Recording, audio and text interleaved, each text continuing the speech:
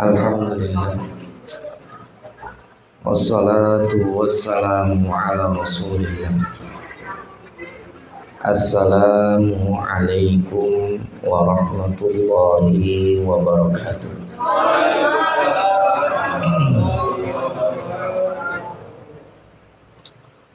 Alhamdulillahi rabbil alamin, wal aqibatu lil muttaqin, wala udwana illa 'alal zalimin. Wassalatu wassalamu ala asyrafil anbiya'i wal mursalin, nabiyyuna Muhammadin sallallahu alaihi wasallam wa ala alihi wa sahbihi ajma'in. Rabbi shrah li sadri wa yassir li amri wahlul 'uqdatam min lisani yafqahu qawli. Puji syukur kehadirat Allah Subhanahu wa taala yang dengan limpahan karunia dan nikmatnya kepada kita menghantarkan kita mampu melaksanakan berbagai bentuk ketaatan kepadanya, yang mudah-mudahan menjadi asbab kita dimasukkan ke dalam surganya kelak ketika di akhirat. Salawat dan salam juga moga tetap tercurah kepada Nabi kita Muhammad sallallahu alaihi wasallam yang telah dipilih oleh Allah sebagai uswah hasanah, sehingga tak layak bagi setiap mukmin kecuali mengikuti apa yang telah beliau contohkan dan beliau sunnahkan. Jamaah yang dimuliakan oleh Allah Subhanahu wa taala, pada kesempatan malam hari ini kita melanjutkan kajian kita dari kitab Al-Adabul Mufrad yang ditulis oleh Imam Al-Bukhari, yang pada kesempatan sebelumnya kita sampai pada hadis yang ke 740 terkait dengan adab kepada tamu atau adab di dalam bertamu, yang kemudian penting untuk difahami bersama, terutama terkait dengan batasan-batasannya. Kemarin kita sudah jelaskan bagaimana tamu itu batasannya adalah 3 hari, yang kemudian dipertegas oleh Nabi Shallallahu Alaihi Wasallam, ya. Famakana ba'da dzalika fahuwa shadaqah. Apa yang lebih dari 3 hari itu, maka itu menjadi sedekah dari ahlul bait kepada tamunya, ya. Termasuk di antara bagian dari yang layak untuk jadi pelajaran bagi kita terkait dengan bagaimana seseorang ketika mendapati kerusakan pada tamunya. Disebutkan dari Abu Karimah Asy-Syami, ia berkata bahwa Nabi Shallallahu Alaihi Wasallam bersabda, Lailatul dhaifi haqqun wajibun ala kulli muslimin, faman asbaha bi finaihi fahuwa dainun alaihi, insya'a fa insya'a tadha wa insya'a taraka. Bermalamnya tamu di dalam rumah, bermalamnya tamu di dalam rumah adalah hak dan kewajiban setiap muslim untuk menjaganya. Jika di waktu pagi mendapat kerusakan padanya, maka itu jadi hutang bagi tuan rumah. Jika tamunya mau, wajib ia membayarnya, dan jika tidak, maka tidak apa-apa.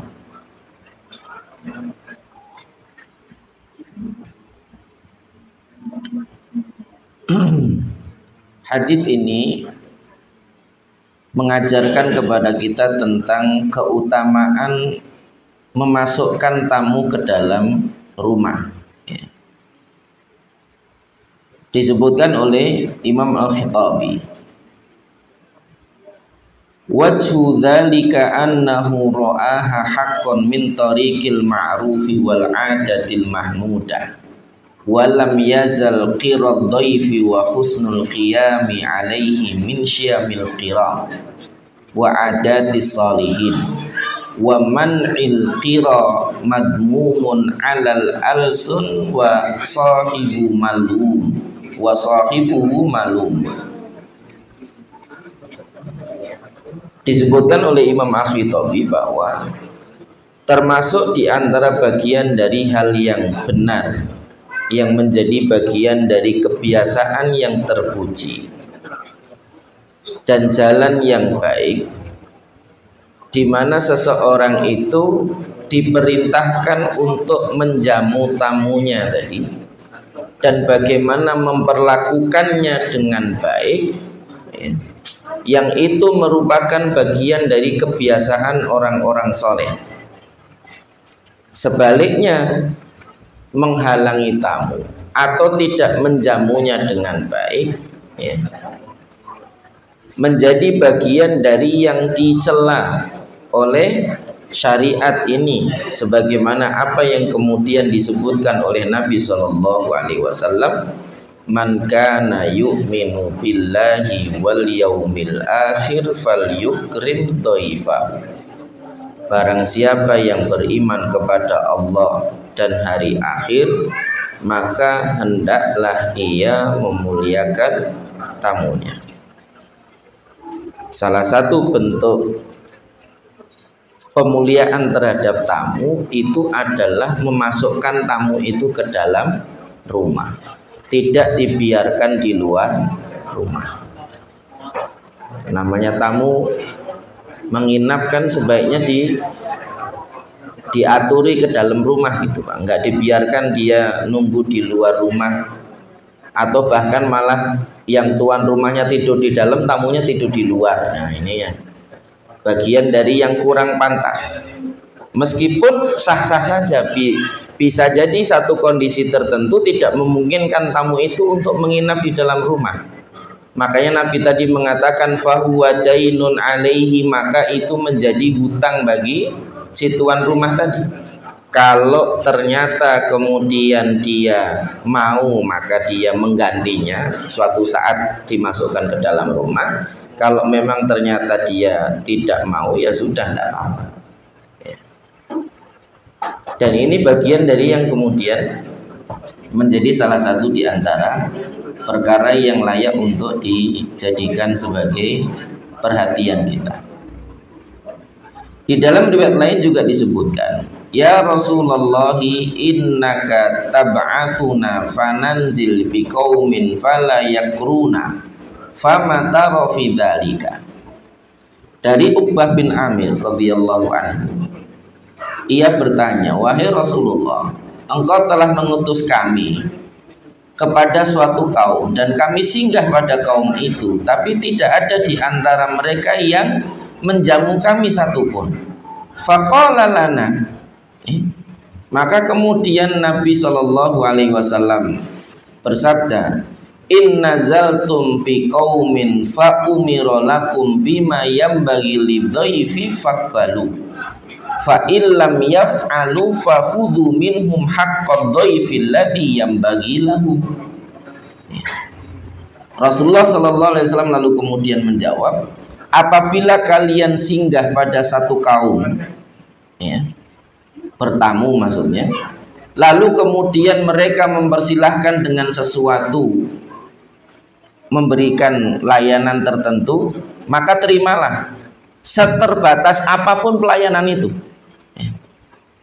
Mungkin dikasih makan nggak dikasih minum misalnya, yaudah terima aja itu. Atau dikasih minum tapi nggak dikasih makan, bisa jadi kasusnya begitu. Ya. Atau mungkin dikasih makan, minum, suruh tidur, tapi nggak dikasih hak untuk ke kamar mandi. Loh serius Pak, saya pernah jadi korbannya soalnya.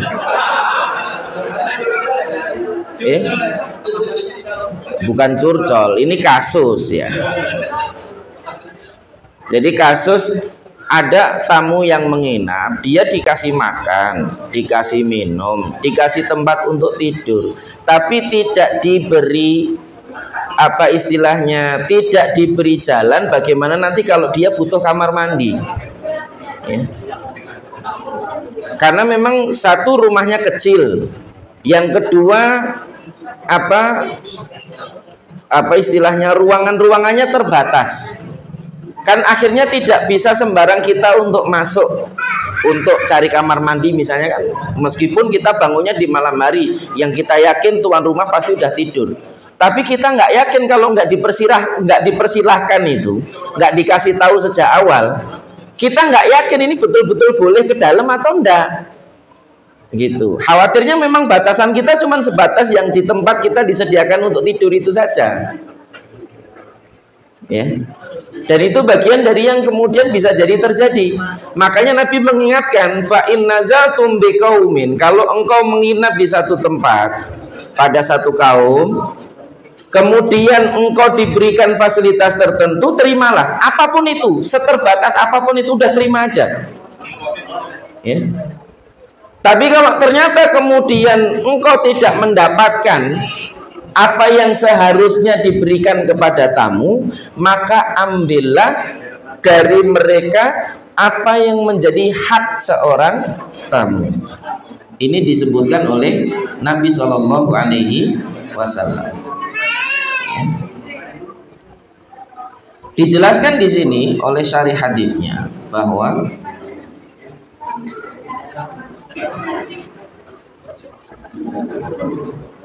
anna dhiyafata laysat biwajibatin inda jumhuril ulama lakinna dhahaba ila wujubiha li umurin ya. Jumhur ulama tidak mewajibkan dhiyafah atau penerimaan tamu tadi yang menginap tadi itu sebagai bagian dari sesuatu yang diwajibkan ya. Akan tetapi sebagian dari para ulama mewajibkan karena beberapa hal. Yang pertama, ibahatul uqubatu bi ahdil mali liman taraka dzalika. Yang pertama, bolehnya tamu tadi itu untuk mengambil haknya ketika tidak diberikan. Nggak dikasih minum boleh ambil minum gitu Mas. Nggak dikasih makan boleh ambil makan. Ya. Anggeraisin. Ya. Dan sesuatu ketika kemudian diizinkan untuk mengambil ketika tidak diberi, itu menunjukkan bahwa sesuatu itu menjadi bagian dari yang wajib. Meskipun jumhur ulama tidak mengatakan bahwa menerima tamu itu adalah sesuatu yang wajib ya. Yang kedua, kalimat famasi wadzalika shadaqah, di dalam hadis sebelumnya bahwa apa yang lebih dari 3 hari itu adalah sedekah, menunjukkan bahwa selain yang sedekah itu sesuatu yang ditekankan ya, sesuatu yang diwajibkan. Ini dasarnya sebagian ulama mengatakan bahwa menyambut atau menjamu tamu itu bagian dari sesuatu yang diwajibkan ya.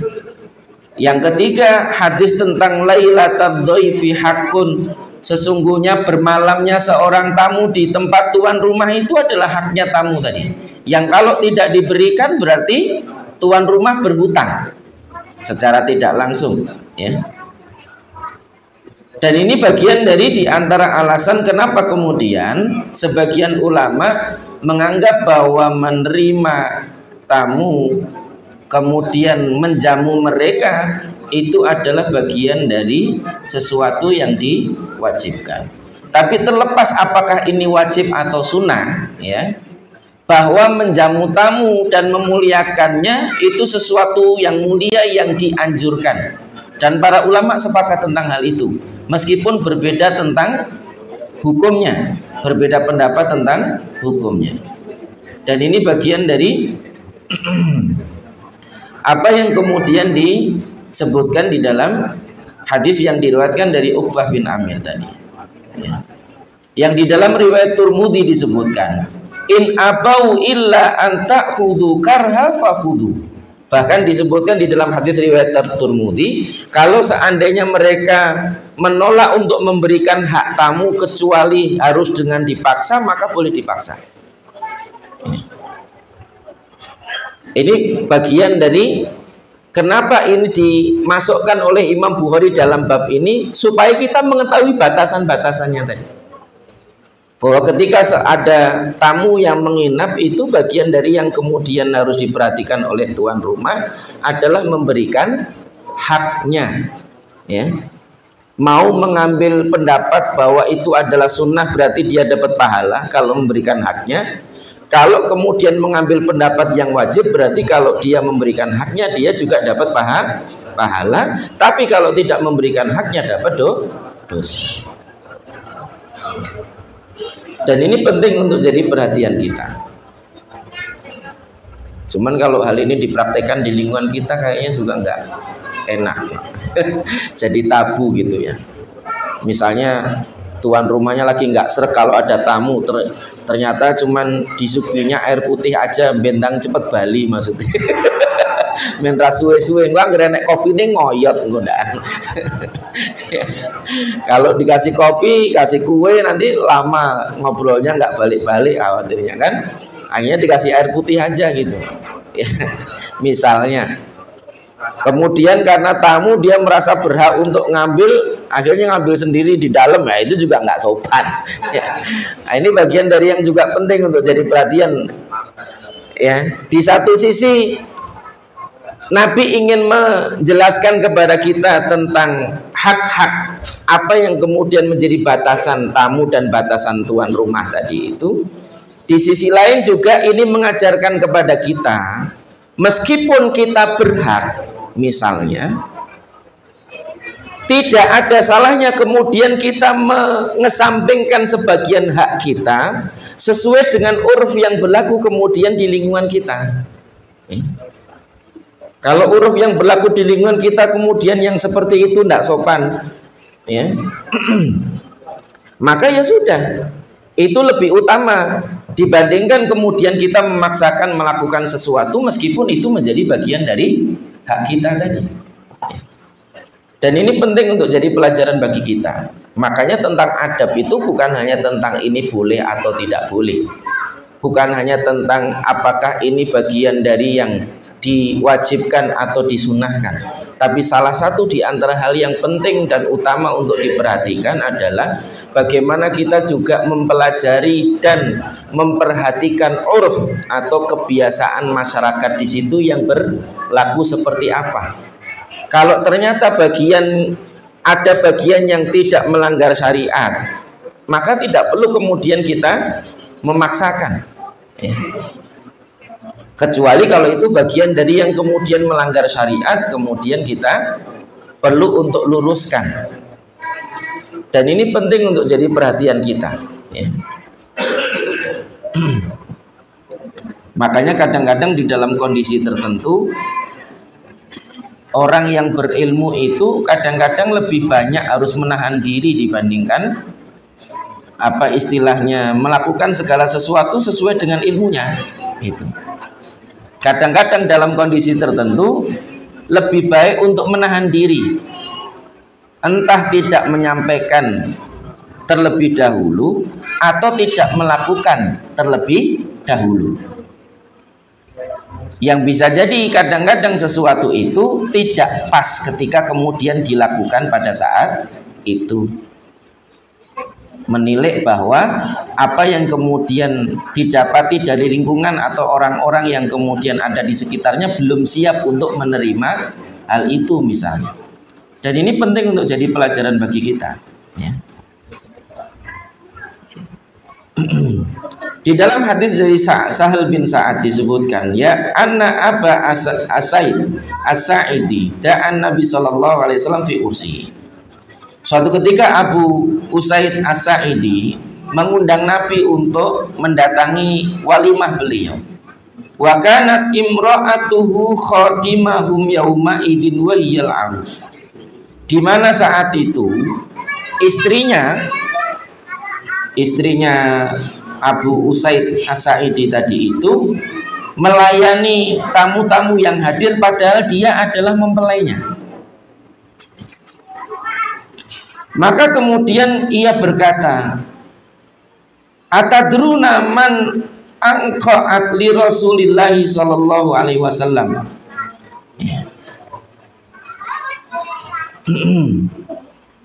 Maka kemudian ia bertanya, tahukah kalian apa yang aku berikan kepada Rasulullah sallallahu alaihi wasallam? Maka kemudian dikatakan anqa'at lahu tamratin minal laili fi taurin. Ya. Aku kumpulkan kurma untuknya di dalam bejana kecil pada malam hari. Hadis ini mengajarkan kepada kita bahwa boleh mengkhususkan makanan tertentu bagi orang-orang yang hadir di dalam sebuah acara yang merupakan bagian dari tamu undangan tadi itu. Jadi bolehnya orang-orang tertentu itu diistimewakan dengan makanan-makanan tertentu. Idza lam yata'adzal bakun, selama tidak menimbulkan sakit hati bagi yang lain yang hadir. Ya. Kalau misalnya yang lain yang hadir memaklumi, oh yang duduk di situ besan misalnya. Oh kenapa kok tempat duduknya beda, kenapa kok makanannya beda? Oh yang di situ pejabat misalnya. Kalau kemudian orang-orang maklum tidak ada masalah. Tapi kalau orang-orang mempermasalahkan, berarti tidak boleh membeda-bedakan antara tamu tertentu dengan tamu yang lain. Ya. Karena hukum asalnya semua orang itu punya hak yang sama. Sama-sama tamu undangan dia punya hak yang sama. Apakah dia tamu undangannya adalah orang yang akrab atau tidak akrab? Apakah dia tamu undangannya itu punya kekerabatan atau tidak? Apakah tamu undangannya itu punya kedudukan tertentu atau tidak? Semua tamu undangan itu asalnya punya hak yang sama. Ya. Jadi hukum asalnya tidak boleh membedakan makanan, tidak boleh membedakan tempat duduk, kecuali jika tidak menimbulkan hal-hal itu, ya. Tidak menimbulkan kesenjangan, tidak menimbulkan prasangka-prasangka dan lain sebagainya, ya. Li'itharihim al-mukhassas li ilmihi au solahihi au syarafihi au gharidalika. Karena semua faham, oh yang dimuliakan ini adalah Nabi misalnya. Para sahabat maklum kenapa Nabi dibedakan makanannya dibandingkan yang lain gitu misalnya. Atau karena keilmuannya, karena dia seorang alim, seorang ulama misalnya, kemudian dibedakan tempat duduknya, dikhususkan. Atau karena dia punya kedudukan tertentu, ya. Khalifah misalnya, atau presiden misalnya, atau Pak Camat misalnya, kemudian dibedakan tempat duduknya atau dimuliakan, ya. Ketika itu dimaklumi maka boleh, ya. Apalagi kalau ternyata justru tamu undangan yang lain juga senang kalau yang dimuliakan tadi itu dibedakan dari yang lain, ya. Dan ini bagian dari apa yang kemudian kita dapati dalam riwayat dari Abu Usaid As-Sa'idi tadi. Pelajaran berikutnya juga di dalam hadis ini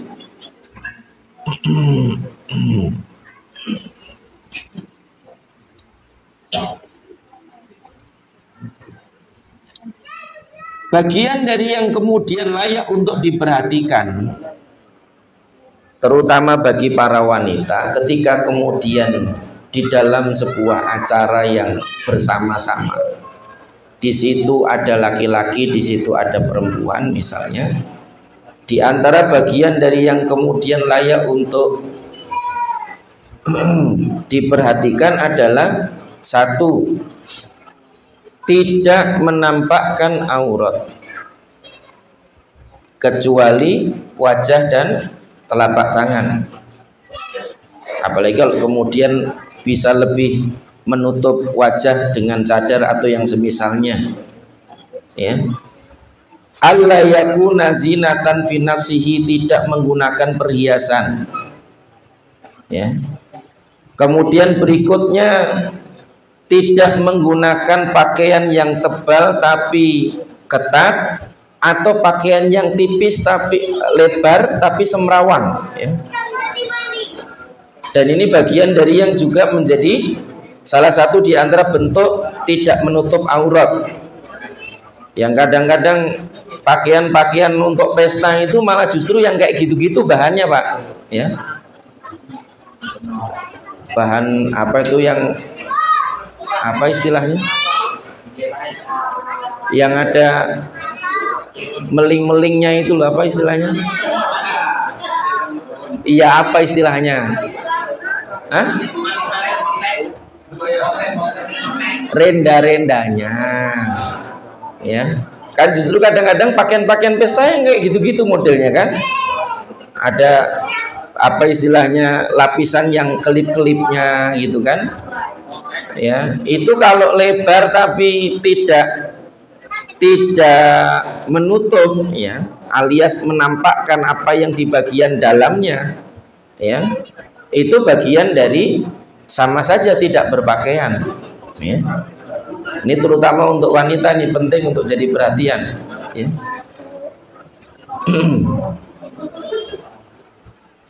Yang model pakaian abaya yang kayak gitu, yang kemudian ada lapisan-lapisannya yang bolong-bolong, itu apa istilahnya?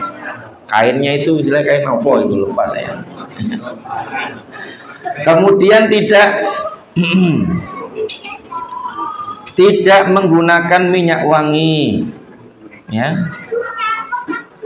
Meskipun dia judulnya pengantennya, karena yang layak untuk mendapatkan wanginya dia hanya suaminya saja.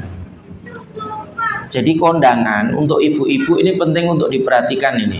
Kalau lagi kondangan, baik dia jadi pengantin atau dia jadi tamunya, atau dia jadi among tamunya, atau dia jadi besannya, atau siapapun, ya. Ketika itu adalah acara bareng tadi itu, maka bagi para wanita tidak dianjurkan untuk memakai minyak wangi. Juga tidak menggunakan pakaian yang seperti pakaian laki-laki, tidak menggunakan pakaian sebagaimana pakaiannya orang-orang kafir. Juga termasuk tidak menggunakan pakaian syuhrah, pakaian yang dengan dia memakainya itu menjadi pusat perhatian.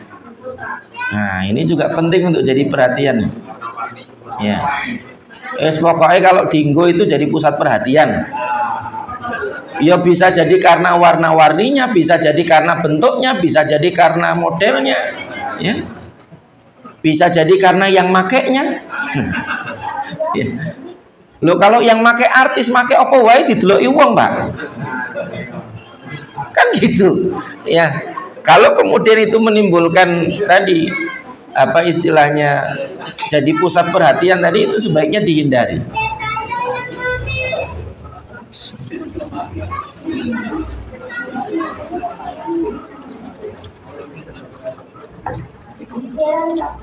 Hadis ini juga mengajarkan kepada kita tentang bolehnya tamu untuk melayani diri sendiri. Seperti kalau kasusnya di walimah kan tamunya kadang-kadang nggak dilayani, Pak, nggak dihidangkan. Yun jiko dewe, ngambil sendiri. Kadang-kadang kokoh akeh tapi ratin tekke gitu kan, ya. Itu tamu walimah itu seringkali kayak gitu. Lihat banyaknya makanan, kalap semuanya diambil, habis itu makan 1 gigit, 2 gigit, 3 gigit, udah nggak dihabisin. Dan itu seringkali, ya. Entah karena nggak cocok sama masakannya, entah karena kekenyangan, karena sebenarnya dia butuhnya makan dikit, ya, atau karena sebab-sebab yang lain, karena buru-buru misalnya, bisa jadi juga, ya. Jadi di satu sisi tamu boleh melayani sendiri, tapi di sisi lain juga penting untuk diperhatikan bahwa jangan sampai ketika kemudian kita mengambil makanan tidak dihabiskan. Ini penting untuk jadi perhatian ini, supaya kemudian tidak terjadi tabdzir, tidak terjadi apa istilahnya buang-buang makanan, yang itu bagian dari apa yang dibenci oleh syariat. Makanan itu kan sesuatu yang muhtaram, sesuatu yang harusnya dimuliakan, Pak. Salah satu bentuk memuliakan makanan itu memakannya dengan tangan kanan, ya, mengucapkan bismillah saat memakannya, dan juga menghabiskannya, karena dia sesuatu yang muhtaram. Tidak boleh menjadikan makanan itu disia-siakan. Bahkan nanti ada sebuah hadis di dalam kitab Adabul Mufrad juga terkait dengan memuliakan makanan itu, ya. Salah satu di antara asbab kenapa dulu Bani Israel itu diazab, umat-umat sebelum umat Muhammad itu diazab, salah satunya karena mereka menyia-nyiakan makanan. Di saat makanan itu berlimpah, rizki itu berlimpah di antara mereka, bahkan mereka menjadikan makanan itu alat untuk bersuci dari buang air, ya.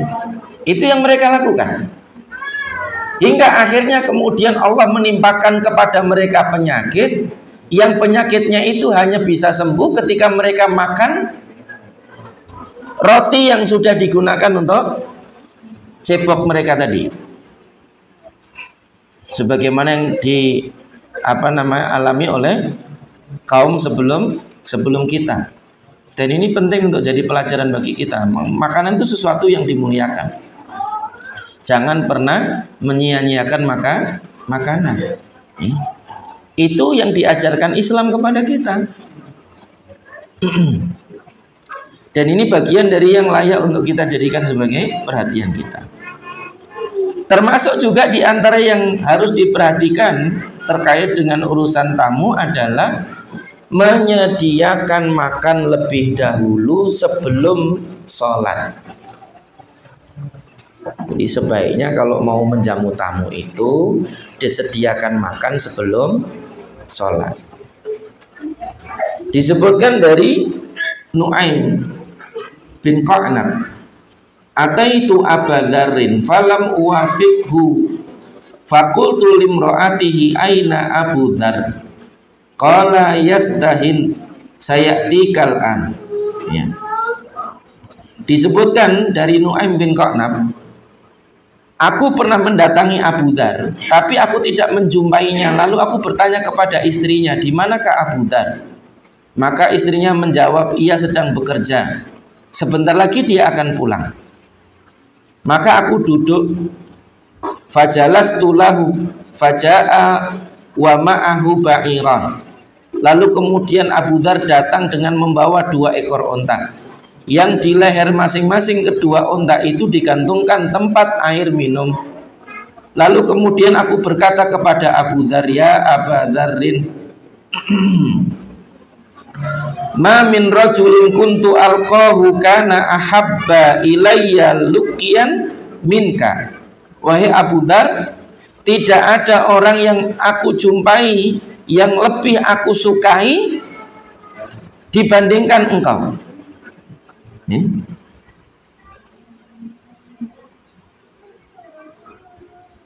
Wala abghadha ilayya lukian minka, dan tidak ada yang lebih aku benci untuk aku ketemu kecuali engkau juga. Maka kemudian Abu Dzar balik bertanya, loh kok bisa? Engkau paling seneng kalau ketemu aku, tapi sekaligus paling benci kalau ketemu aku. Kok iso gitu? Ya. Apa kemudian jawab dari Nu'aim tadi? Ya. Qala lallahu abuka wa ma yajma'u hadza. Ya.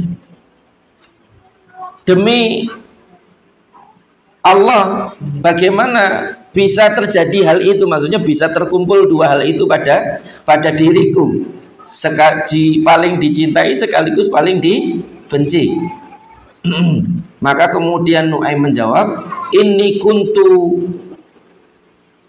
wa'atu mau'udah fil jahiliyah arhabu in lakituka antakulu la taubatalaka la mukhrija laka wa kuntu arju antakulu laka tauba wa mukhrij. Nuaim berkata, di zaman jahiliyah aku pernah menguburkan anak perempuanku hidup-hidup, dan aku khawatir jika bertemu denganmu engkau akan berkata kepadaku tidak ada tobat bagimu dan tidak ada jalan keluar bagimu. Padahal yang aku harapkan adalah engkau mengatakan bagimu ada jalan keluar untuk bertaubat. Maka kemudian Abu Dzar berkata, apakah yang di zaman jahiliyah itu telah engkau perbaiki? Ya. Maka kemudian Nuaim menjawab, iya. Afallahu amma salaf. Maka kemudian Abu Dzar mengatakan, sungguh Allah telah mengampuni dosa-dosamu yang telah lalu. Kemudian ia berkata kepada istrinya,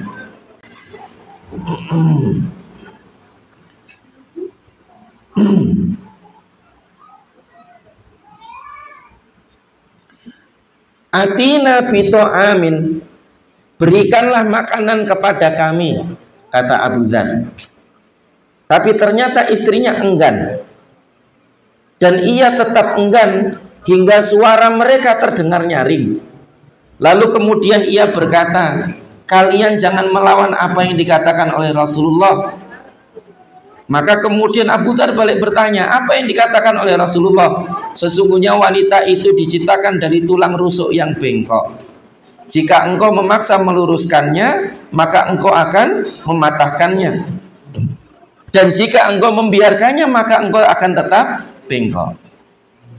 Kemudian datanglah istrinya membawa roti yang telah dipotong-potong. Kemudian Abu Dzar berkata, makanlah, aku tidak akan menyusahkanmu, sesungguhnya aku sedang puasa. Kemudian ia berdiri untuk melaksanakan sholat. Setelah itu ia makan. Lalu aku berkata, demi Allah sesungguhnya kami tidak khawatir kamu akan membohongiku. Lalu kemudian ia menjawab, demi Allah aku tidak membohongimu sejak kamu menjumpaiku. Aku bertanya, kenapa engkau tidak beritahu aku bahwa kamu berpuasa? Ya, sesungguhnya aku berpuasa 3 hari dalam bulan ini, maka dicatat pahala untukku, tapi juga dihalalkan bagiku makan. Ya. Sampai di situ, Pak. Kenapa dihalalkan baginya makan? Karena ada tamu. Jadi tuan rumah kalau sedang puasa ada tamu, kalau itu puasa sunnah boleh membatalkan puasanya. Ya. Jadi dari hadis ini ada beberapa faidah.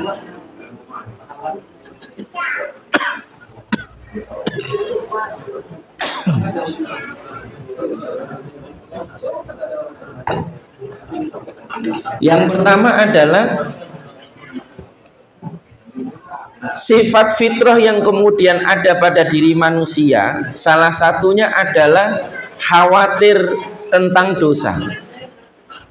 Dan itulah salah satu sifat mulia yang dimiliki oleh para sahabat Nabi. Mereka sadar bahwa dulu di masa jahiliyah mereka melakukan banyak hal-hal yang salah, sehingga khawatir seandainya kemudian hal yang salah itu menjadi asbab mereka untuk dimasukkan ke dalam neraka. Maka yang paling mereka harapkan adalah bahwa apa yang mereka telah lakukan di masa jahiliyah itu diampuni oleh Allah Subhanahu wa taala. Itulah kenapa, Pak, salah satu di antara unsur penting dalam taubat itu adalah mengakui kesalahan. Ya. Kalau orang ngakunya tobat tapi nggak menyadari kesalahan yang dilakukan, itu sejatinya dia tidak sedang bertaubat. Karena salah satu di antara unsur utama taubat itu adalah mengakui kesalahan. Orang yang mengakui kesalahannya akan menghantarkannya menuju taubatan nasuha, akan menghantarkannya mampu untuk meminta ampun dengan tulus kepada Allah Subhanahu wa taala atas apa yang pernah dia lakukan. Jadi rasa bersalah itu penting untuk dijaga pada diri kita ketika kita memang berbuat salah, supaya kita tahu kapan waktunya kita untuk meminta ampun dan bertaubat kepada Allah. Makanya iktiraf, pengakuan terhadap kesalahan itu sesuatu hal yang krusial, harus ada pada setiap taubat kita. Maka fahami dulu salahnya apa, akui kesalahan itu, meminta ampunlah kepada Allah berikutnya. Dan ini penting untuk jadi pelajaran bagi kita. Yang kedua, pelajaran dari hadis ini juga adalah bahwa Allah itu maha penerima taubat. Apalagi ketika kemudian seorang hamba itu melakukan dosa-dosanya dulu ketika dia tidak mengetahui ilmunya. Dan ini penting untuk jadi pelajaran bagi kita. Termasuk juga bagian dari yang jadi pelajaran di dalam hadis ini juga adalah pentingnya untuk memahami istri. Kalau kira-kira kita punya tamu, Pak, kemudian istri kita lagi repot, nggak usah maksain istri untuk masak atau menyediakan hidangan. Gampang kalau hari ini, Pak, klik GoFood jadi. Selesai. Makanan yang dibutuhkan untuk menjamu tamu ada, tapi tidak merepotkan istri. Ini pentingnya memahami, ya. Sekaligus juga menjadi pelajaran berharga bagi kita bahwa sebenarnya hubungan suami istri pada masa sahabat itu sama aja hubungan suami istri pada masa kita. Kadang-kadang ada ngeyelnya, kadang-kadang ada seleknya, kadang-kadang ada nurutnya, ya kan? Kadang-kadang ada maunya. Tapi ya begitulah namanya hubungan suami istri itu, ya. Ada hal-hal yang memang tidak bisa kita paksakan, ada hal yang memang kita juga harus berusaha memahami, ya. Harus peka. Ini kira-kira kalau saya minta begini begitu itu merepotkan istri atau tidak, gitu. Ya. Dan ini bagian dari yang juga penting untuk jadi perhatian kita. Sekaligus juga mengajarkan kepada kita bahwa menjamu tamu itu caranya tidak hanya dengan satu cara saja. Menjamu tamu itu bisa dengan banyak hal. Kayak misalnya kira-kira di rumah lagi berantakan, kemudian tiba-tiba ada tamu. Kira-kira pilih mana, Pak? Pilih repot bersihin rumah atau pilih ajak tamunya keluar? Ajak tamunya keluar, ya. Kita geser aja yuk, makanya di kafe. Ngobrolnya di kafe misalnya. Sekalian anak-anak pengen jalan-jalan, padahal sebenarnya bukan anak-anak pengen jalan-jalan, lagi males beresin rumah. Loh, itu tidak ada masalah. Yang penting kan tamunya dilayani dengan baik, apa yang menjadi hak tamunya diberikan, ya. Dan itu penting untuk jadi pelajaran, ya. Seni berumah tangga itu adalah seni saling memahami. Seni berumah tangga itu adalah seni saling memaklumi, bukan seni untuk menuntut pasangan tadi itu supaya sesuai dengan kemauan kita. Ini penting untuk jadi pelajaran.